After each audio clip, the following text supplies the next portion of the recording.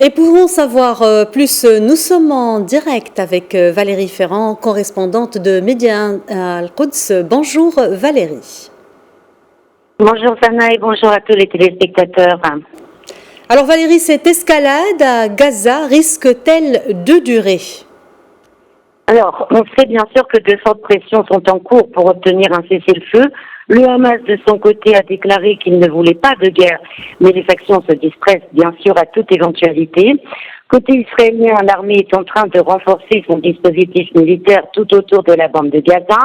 Les points de passage sont fermés, qu'ils soient humanitaires ou le point de passage aussi de Erez. Il est hermétiquement fermé, donc, et le bureau de presse israélien vient de signaler que même les journalistes ne sont pas non plus autorisés à se rendre dans la bande de Gaza. Tout semble donc être mis en place, Sana, pour qu'Israël poursuive son escalade. Valérie, les Palestiniens d'Israël ont aussi organisé des manifestations dans de nombreuses villes en soutien aux Palestiniens de Jérusalem et pour dénoncer les attaques israéliennes contre l'esplanade des mosquées. L'embrasement est-il en train de se généraliser? Alors, il y a quand même, on voit sur le terrain, il y a bien embrasement, savoir s'il va durer, on ne sait pas.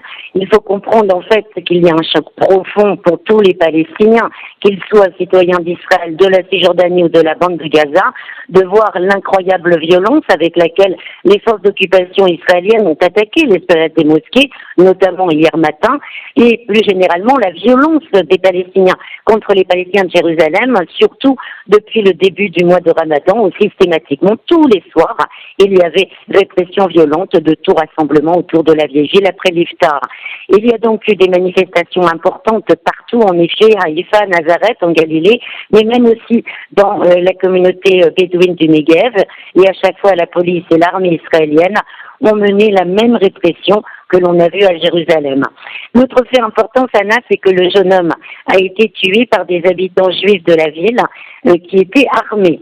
L'un d'entre eux a été arrêté.